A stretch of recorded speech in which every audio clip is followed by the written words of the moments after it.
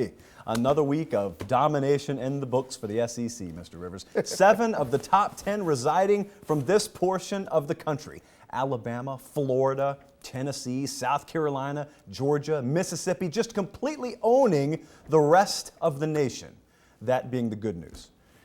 The bad news is I'm talking about the Miss America pageant. Because while Southern women remained true to form over the weekend, Miss Toledo came in and just bullied Arkansas all over their home field. Miss Jacksonville State, whom you probably still think is from the state of Florida, came in and made sure the first sight Auburn fans watched on their new Tigertron 9000 was their team having its collective pants pulled down at the hands of a 42-point underdog. Missouri, Florida, barely able to squeak past Arkansas State and East Carolina, respectively, staving off a Hindenburg-level disaster for the conference. But here we are, Mr. Rivers, 48 hours removed from week 2. Let's peel the Band-Aids off of our eyes and talk about it. But lastly, it seems as if Auburn's going to live and die with Jeremy Johnson. And this is a football team in the past 3 or 4 years that has been quarterback-centric. The difference is a quarterback has been able to run the football and add to that running game, and that's been a very hard dynamic for teams to deal with. As it is, Auburn, I had a Denny Green moment Saturday. I started pounding tables saying Auburn is who I thought they'd be. The defense wears down because of depth issues, especially in the second quarter. In this game, it was all throughout because of guys not being in. It's like they know who they want to be. They just can't be that, and that's an identity problem. That's not something you want to be talking about at any point during the season. A lot of Auburn fans asking, hey, where's the tempo? Why aren't we going fast? It's non-existent for a reason. You got to have somebody to drive that boat in order to execute that type of offense. Excuse me, Brennan Allen threw the ball 53 times. How many? 53 times. Ugh. I could probably look at a 3-game stretch last year where Arkansas didn't throw the ball 53 times. The JP poll comes out tomorrow.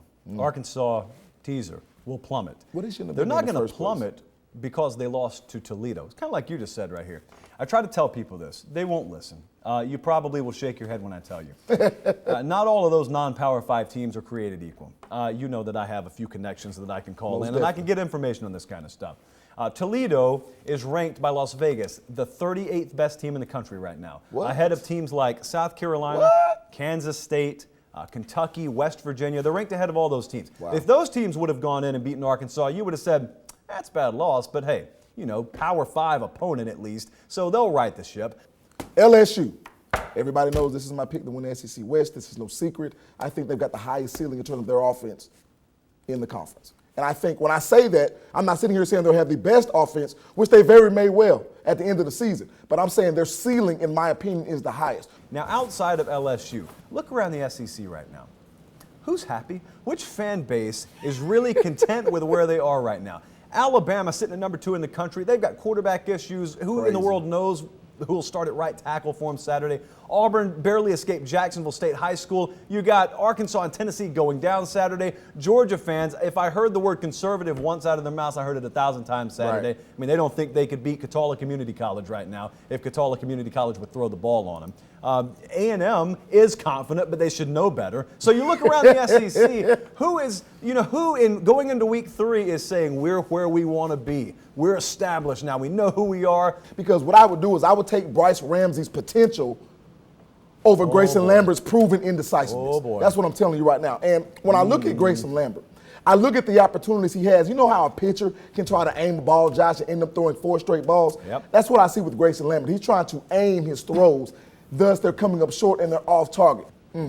Hey, last point. Tennessee's still a contender. Don't get it twisted. I think. Say what now? Tennessee, the Volunteers that play in Knoxville, they're still a contender. Was I not supposed to write them off? Oh, no, I don't think you should. Not losing to a team like Oklahoma, whom I picked to win the Big 12. And I think we'll have one of the best, who I picked and you picked to win the Big 12. I don't know why people are criticizing Tennessee so much at all today. I would take the criticism of Tennessee and channel that into praise of Oklahoma. Oklahoma really came of age Saturday night. That quarterback especially came of age Saturday night. You're looking at a team that, for all you know, down the road, like you just said, maybe a Big 12 champ, maybe a college football playoff team. That in no way is an indictment against Tennessee. Do you want to blow a 17-point lead? Of course you don't. No. It's not that there aren't things to criticize. A lot of people are writing Tennessee off today. I've seen their own fans writing them off. That's something I don't understand. What did you think of Jim McElwain going off on Kelvin Taylor? Now, if you haven't seen this, has Matt roll the footage for him.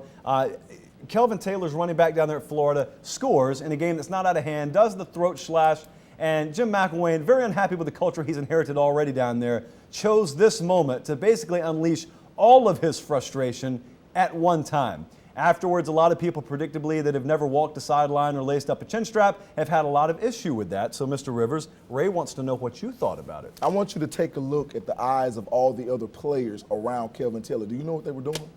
Their eyes were fixed right there on Jim McElwain. You know why? Because they respect that guy. And if you want to correct the culture, you have to start at the root. And it's with your leaders like Kelvin Taylor, your starters, and their behavior.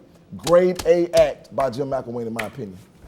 We got a lot of people that watch this program out on Fort Benning, guys that have been in the military. Word. We got a lot of guys that watch this program that coach football at all different levels. We got a number of guys that watch this program that have played football at various levels.